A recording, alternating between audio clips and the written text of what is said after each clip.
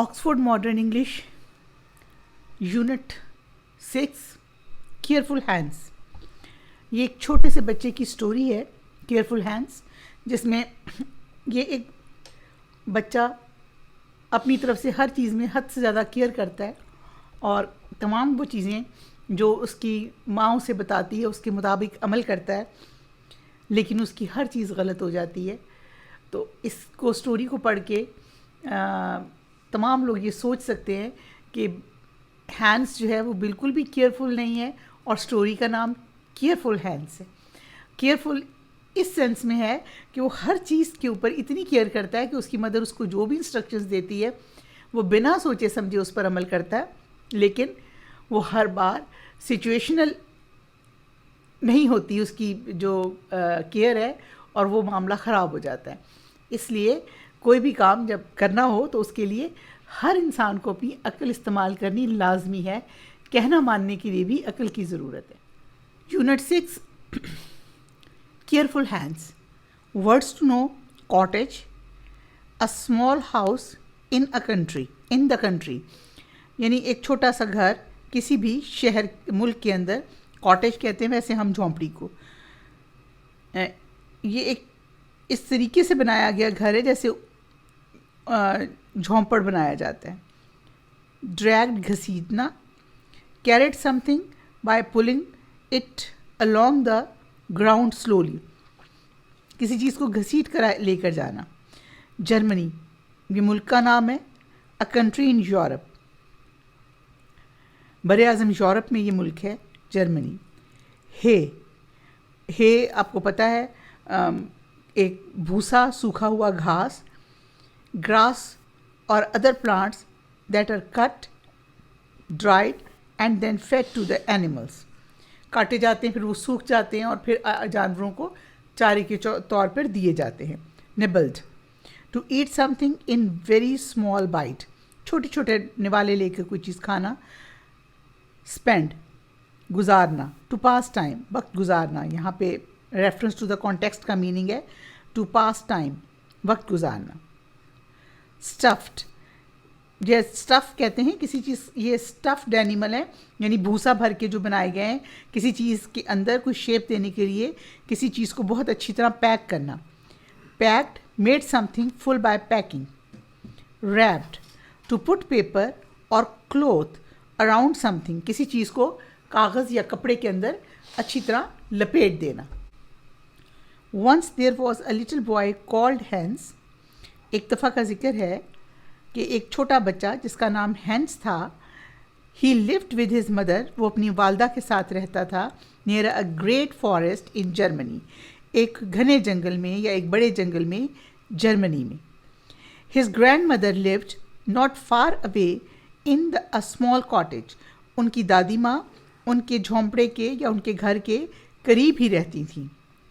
One day his mother said, एक दिन उसकी वालदा ने कहा, Hans I am going to the market, मैं मार्केट जा रही हूँ।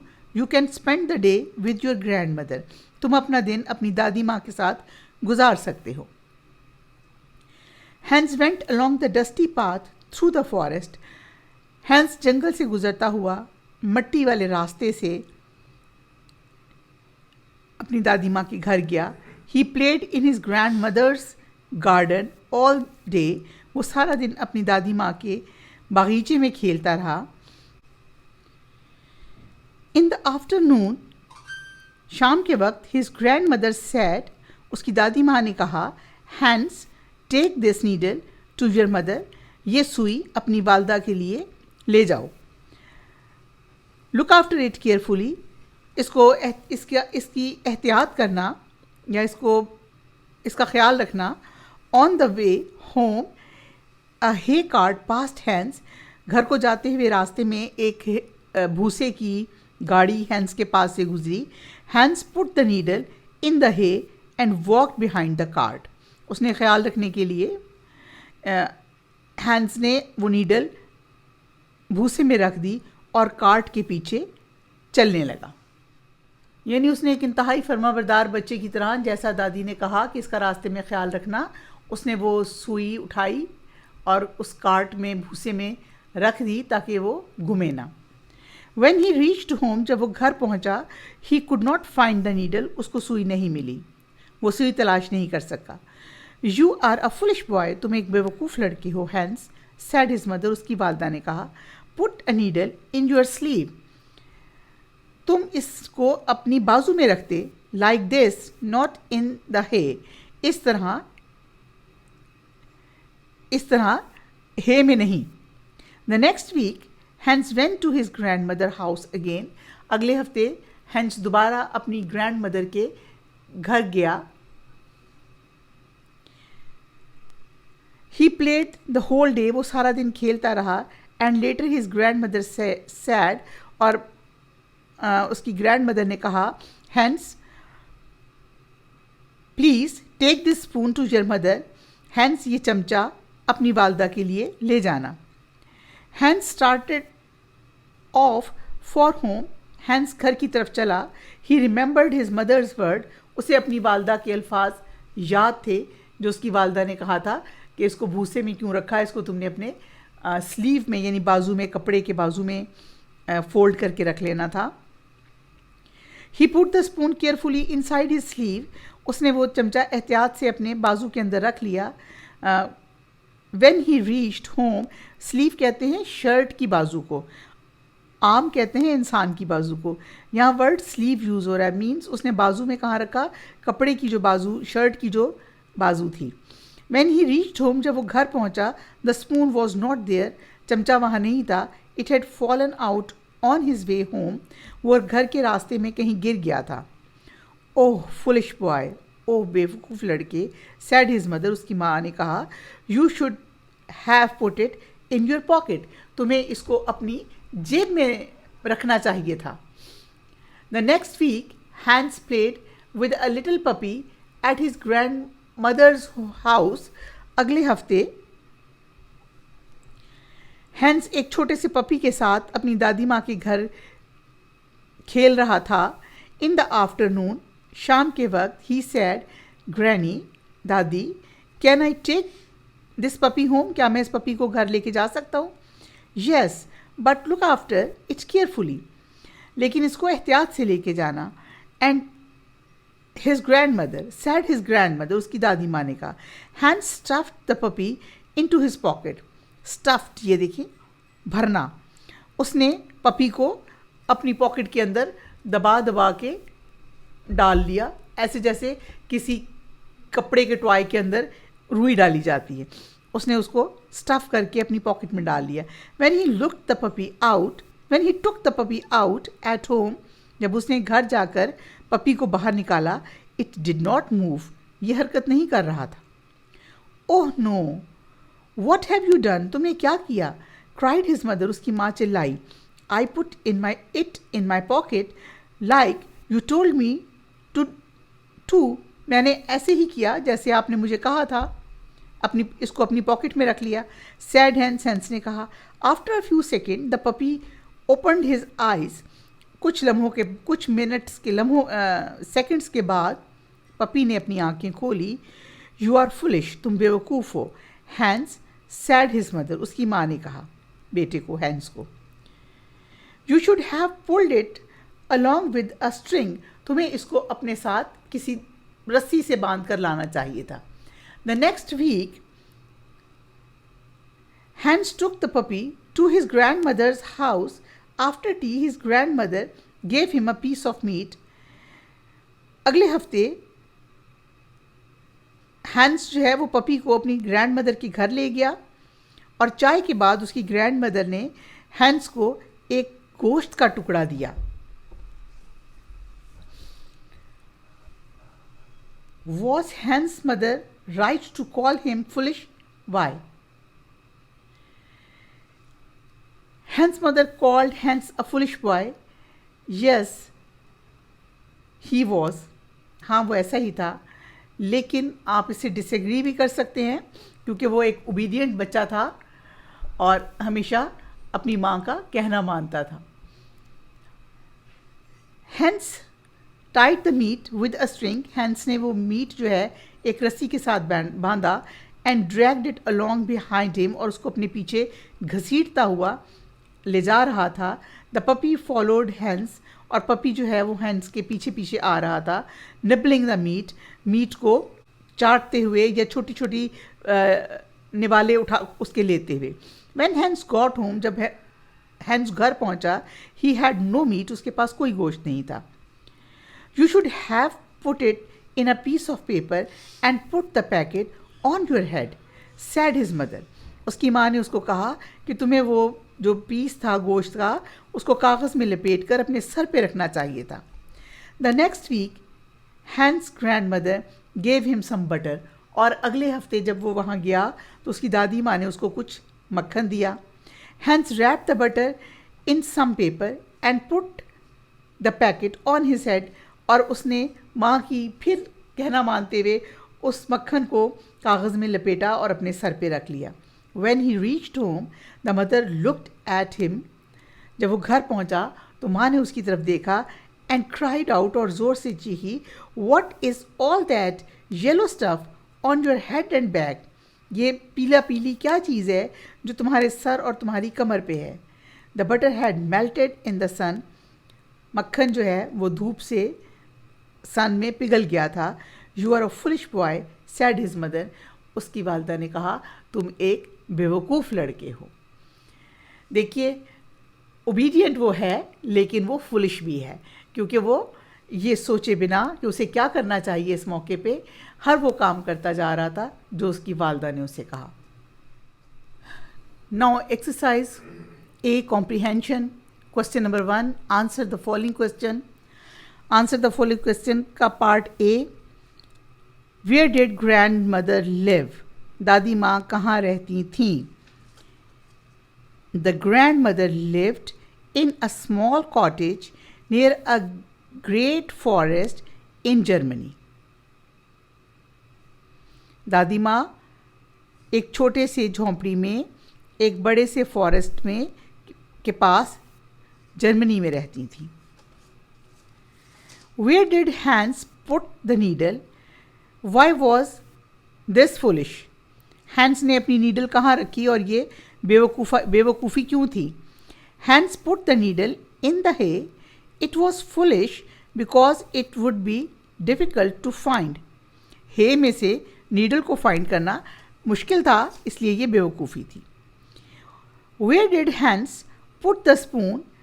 Y was this a bad idea?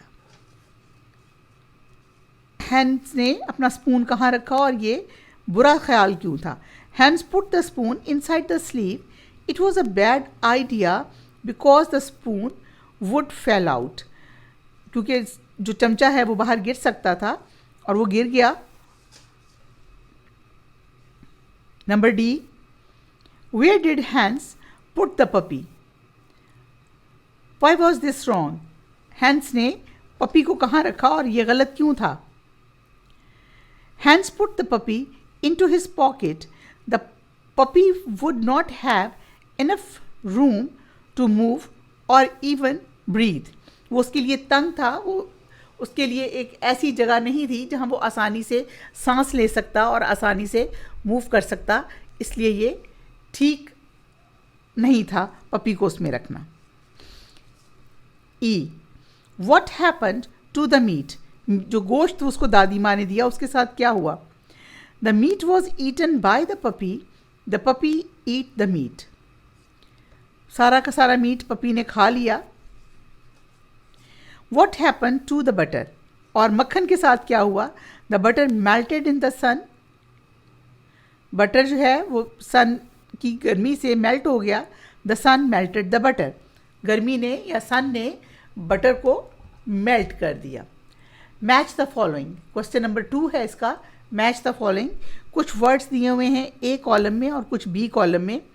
हमने बी कॉलम के वर्ड्स को 1 2 3 4 5 6 नंबरिंग कर दिए.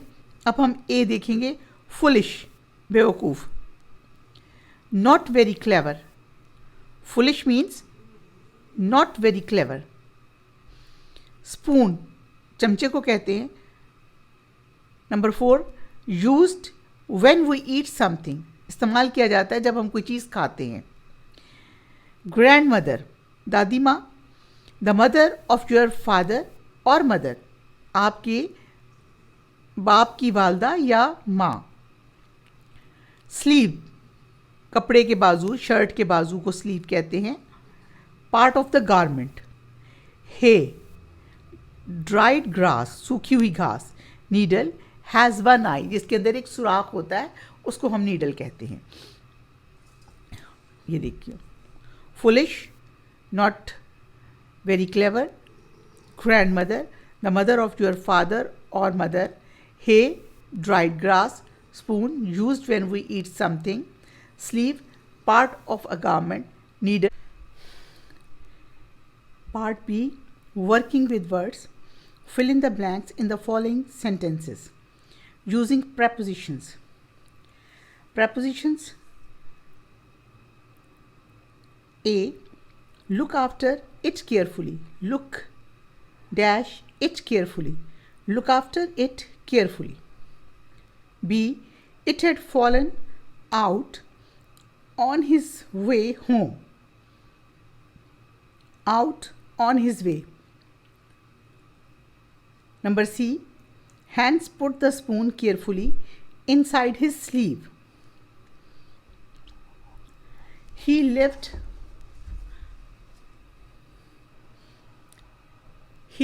with his mother near a great forest. Hans walked behind the cart. जो कार्ट थी उसके पीछे पीछे हैंस चलता रहा। Complete these sentences in your own words. A, in the afternoon after tea Hans went home. ये आपने इसके कोई ज़रूरी नहीं है कि इसको आप लेसन के बिल्कुल अकॉर्डिंगली फिल करें। सेंस देखकर आप खुद से इसको फिल कर सकते हैं। इसमें आप कुछ भी लिख सकते हैं। Hans dragged the meat along the road. Hans stuffed the puppy into his pocket. ये देखिए, A B C. In the afternoon after tea Hans went home. Hans dragged the meat along the road. Hans stuffed the puppy into his pocket. Learning about language. ये हैं compound words. Compound words क्या होते हैं? जो दो अल्फाज को मिलाकर एक नया लफ्ज़ बना लिया जाता है। Sometimes in English we join two nouns and make a new one. दो नाउन्स को मिलाया और एक नया नाउन बना लिया। देखिए, pen plus knife, pen knife. ठीक है, जैसे ईजी और चेयर, ईजी चेयर। इसी तरह ये कुछ वर्ड्स हमें दिए हैं। कपबोर्ड, कप और बोर्ड को मिलाना है। Cupboard, door bell, watch strap, watch strap. अलग अलग दो वर्ड्स हैं, वॉच स्ट्रैप बन गया। बुक शेल्फ, बुक अलग वर्ड है, शेल्फ अलग वर्ड है। Book shelf. Now question number 2, use each new word from the above in a sentence of your own. New word क्या है? Cupboard. My cupboard is very neat. I have a beautiful cupboard. Doorbell. Don't push doorbell. Watch strap. This watch strap is very expensive. I am setting my book shelf. इस तरह आप कोई भी इसके sentences बना सकते हैं। Now number 3, add A N और द एट द फॉलोइंग। अच्छा जी, यहाँ सवाल ये पैदा होता है कि ए एन और द ये क्या हैं? ए एन और द आर द आर्टिकल्स। इनको हम आर्टिकल्स कहते हैं। आर्टिकल्स क्या होते हैं? वो अल्फाज जो नाउन से पहले आते हैं। ठीक है, a word used before noun and modifies it is called article. Article कौन कौन से हैं? ए एन और द। अब इसमें आर्टिकल्स में आर्टिकल्स दो तरह के होते हैं, एक होता है डेफिनेट आर्टिकल, एक होता है इनडेफिनेट आर्टिकल। आसानी से याद रखने के लिए द जो है वो डेफिनेट आर्टिकल है और ए और एन जो है वो इनडेफिनेट आर्टिकल है। द जो है वो डेफिनेट आर्टिकल क्यों है? क्योंकि ये किसी स्पेसिफिक चीज़ या उस चीज़ के पीछे इस्तेमाल किया जाता है। We use the when referring to one particular thing or when only one exists, सिर्फ एक चीज़ हो वो, जैसे अर्थ, ज़मीन, मून, यूनिवर्स, स्काई, ओशन, सी और द लैंड। ये एक एक ही है ना, तो इनके साथ आप द लगाएंगे। तो और तमाम वर्ड्स जो आपके दूसरे वर्ड्स हैं, नाउन्स हैं, उनके साथ आप या एन सिंगल चीज़ को शो करने के लिए या एन लगाएंगे या ए लगाएंगे। एन हम मोस्टली उन वर्ड्स के पीछे लगाते हैं जो हमारे वॉवल्स से स्टार्ट होते हैं, जैसे umbrella, an umbrella, apple, an apple. और जो consonants A B C D में 26 अल्फ़ाबेटिकल लेटर्स हैं, जिसमें ए ई आई ओ यू 5 लेटर्स जो हैं ये नाउन्स हैं और बाकी 21 लेटर्स कॉन्सोनेंट्स कहलाते हैं। तो कॉन्सोनेंट्स से जो लेटर स्टार्ट होते हैं, जैसे dictionary, donkey, man, boy, girl, ये तमाम के तमाम वर्ड्स आप लिख कर देखिए, ये कॉन्सोनेंट से स्टार्ट होते हैं। और कॉन्सोनेंट से जितने भी लेटर स्टार्ट होते हैं उनको हम कहेंगे ए डिक्शनरी, ए बॉय। ठीक है, अब देखिए इसको हम अब कंप्लीट करते हैं। एन एप्पल, सन जो है वो एक ही है, सन स्पेसिफिक है और एक ही है, the sun. A bag, an axe, axe A से स्टार्ट हो रहा है और ए जो है वो वॉवल है, ए एक्स ई एक्स, एक कुल्हाड़ा। ए डोंकी, एक गधा। द वर्ड, वर्ड का जो वर्ड है ये स्पेसिफिक है और एक ही दुनिया है, इसलिए इसके पीछे हम द का इस्तेमाल करेंगे। ए मैन, एन अनियन, एक प्याज जब कहना है तो an onion. A yellow box, an easy chair, E vowel है। अ बॉइल्ड एग, एक उबला हुआ अंडा। Put the words in the correct order to make meaningful sentences. इन तमाम वर्ड्स को, ये जंबल वर्ड्स हैं, सेंटेंस जंबल सेंटेंस है, इसमें वर्ड्स आगे पीछे हो गए हैं, आपने इनको इस तरतीब से रखना है कि एक मीनिंगफुल सेंटेंस बन जाए। Pocket, his, in, put, hands, he, his. He put his hands in his pocket. He put his hand in his pocket. B देखिए, boy, a, you, foolish, are. You are a foolish boy. You are a foolish boy. Number C, string, have, should, a, you tied it to.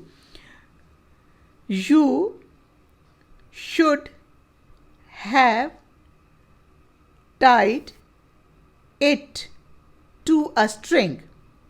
To a string. You should have tied it to a string. 5. Question number 5. Make suitable questions for these answers. ये answers हैं, किसी चीज़ का जवाब है, आपने इसके लिए question लिखना है। All right, you can take it, ठीक है तुम इसे ले सकते हो। तो इसका क्वेश्चन अब बनाएंगे, मे आई टेक दिस, क्या मैं इसे ले सकता हूँ। मे आई टेक दिस, जैसे आप कहते हैं मे आई कम इन, मे आई कम इन प्लीज़, तो ये मे आई टेक दिस, क्या मैं इसे ले सकता हूँ। आंसर है all right you can take it. आप इसका कुछ और भी बना सकते हैं। It is better, it is butter mother, ये मक्खन है वालदा। What is that yellow stuff on your head, ये क्वेश्चन बनाया है। What is that yellow stuff on your head, तो बच्चे ने जवाब दिया, it is the butter mother, that's what you told me to do, why did you put it in your pocket, who told you to put it in your pocket. ये दो सवाल हैं, यहाँ पे दो सवाल बनाए गए हैं इसी सवाल के, इस आंसर के। That's what you told me to do, उसने कहा ये है था जो आपने मुझे कहा था करने को। तो उसका सवाल क्या है, what did you put it in your pocket, who told you to put it in your pocket. ये दो क्वेश्चंस अलग अलग तरह के बनाए गए हैं। इसी तरह आप ऊपर वाले क्वेश्चंस के भी कोई भी क्वेश्चन बना सकते हैं। आंसर पढ़िए और उसको ध्यान से देखकर कोई भी क्वेश्चन उसका डिज़ाइन कीजिए। लिसनिंग एंड स्पीकिंग, ये थोड़ा सा केयरफुली सुनिएगा आप। Work with classmates, make oral sentence about using by comparing the item. दो चीज़ों को जब हम कंपेयर करते हैं तो हम उसको कहते हैं कि हमने ये अच्छा है, ये उससे भी अच्छा है, ये सबसे अच्छा है, ये बेहतर है, ये बेहतरीन है, ये अच्छा है, ये बेहतर है, ये बेहतरीन है। इसको हम कहते हैं फॉर्म ऑफ डिग्रीज। हमने इसको इस्तेमाल कैसे करना है, सबसे पहले हम एक नाउन के बाद हम उसके में नाउन के लिए एडजेक्टिव डालते हैं, और एडजेक्टिव को जब एक नाउन के साथ हम कंपेयर करते हैं तो मोस्टली ER का इजाफा होता है। A mug is bigger than cup, mug cup से बड़ा है। A sofa is more comfortable, more दिया ना मुझे उन्होंने तो मैंने कंफर्टेबल, मोर और most, comfortable, more comfortable, most comfortable. A sofa is more comfortable than chair. इसी तरह इस चीज़ को कंपैरेटिव डिग्रीज को समझने के लिए आपको ये दिया गया है, अ टाइगर एन एलिफेंट। ठीक, इसका बनाइए, a tiger is smaller then an elephant, या आप बना सकते हैं a tiger is faster then an elephant, या आप बना सकते हैं a tiger is shorter than an elephant. आप कुछ भी इसमें इसको कंपैरिजन में बना सकते हैं। अच्छा, नेक्स्ट देखिए, बी अ हाउस अ हट। इन दो को कंपेयर करना है आपने, अ हाउस अ हट, और हमने क्या किया है, अ हाउस जो है वो हमारा नाउन है और हट भी हमारा नाउन है। इनके दरमियान में जो एडजेक्टिव लगाना है वो देखना है। अ हाउस इज लार्जर या मोर कंफर्टेबल या better. A house is more comfortable than hut, और हम इसके अलावा लिख सकते हैं a house is larger than hut, या हम लिख सकते हैं a house is better than hut. Number 3 देखिए, कार और बाइसिकल, अ कार और अ बाइसिकल, इसको कैसे कंपेयर करना है। A car is faster than a bicycle, a car is bigger than a bicycle. Number 4 देखिए, an orange an apple. An orange is tastier juicier than an apple. इन दोनों में से आपने एक एडजेक्टिव यूज़ करना है। जितने भी एडजेक्टिव्स यहाँ यूज़ किए हुए हैं, किसी में 2 और किसी में 3, लेकिन हमने एक एडजेक्टिव यूज़ करना है जो आपको ज़्यादा अच्छा लगे, आपके दिल को अच्छा लगे। यूज़ कोई भी हो सकता है। A mouse a cat. A mouse is smaller than a cat. A mouse is slower than a cat. A boy, a man. इसमें भी आप कोई एक ले लीजिएगा। A boy is younger, lighter, shorter. ये तमाम के तमाम एडजेक्टिव्स हैं, younger, lighter, shorter. A boy is lighter than a man. A boy is younger than a man. A boy is shorter than a man. इसके अलावा भी आप इसको कंपैरिजन करते हुए कुछ भी बना सकते हैं, लेकिन उसमें आपने कंपैरेटिव डिग्री ऐड करनी है। Water juice, water is clearer than juice, water is more useful than juice. Water is fresher than juice. Paper or card. Paper is lighter than card या paper is thinner than card। या तो paper card से हम कहेंगे पतला होता है या हम कहेंगे हल्का होता है, लेकिन इसको हम उल्टा भी लिख सकते हैं। All the above may be turned around. Paper is lighter than card, इसको हम ऐसे भी कह सकते हैं card is heavier than paper. इसी तरह इन तमाम को आप प्रैक्टिस में इस नाउन को उधर और उस नाउन को उधर ले जाके ये जो आपकी कंपैरेटिव डिग्री है उसको चेंज कर सकते हैं।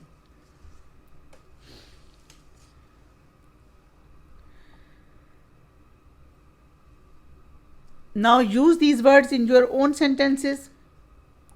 would, dusty, sunny, enjoy, dislike, looked, listened, foolish, clever। ये कुछ वर्ड्स हैं, इनके सेंटेंसेस बनाइए और ख़ुद से बनाइए। आपका लेसन कंप्लीट हो गया है। ये जो स्टोरी है आपकी, ये एक लॉन्ग स्टोरी से ली गई थी। इस लॉन्ग स्टोरी में थोड़ी सी डिटेल ज़्यादा है।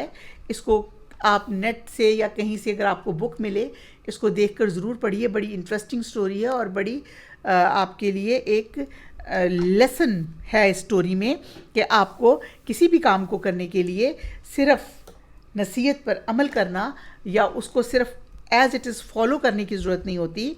आपको सिचुएशन देख के फिर उसके मुताबिक काम करना है। अगर हमने किसी बड़े ने कह दिया कि हमेशा गर्म कपड़े पहनने चाहिए, तो ये अल्फाज सर्दियों के लिए हैं, गर्मियों के लिए नहीं हैं। तो इसी तरह इस स्टोरी को सामने रख के इसको रीडिंग कीजिए और बार बार इसको देखिए। अल्लाह हाफिज़।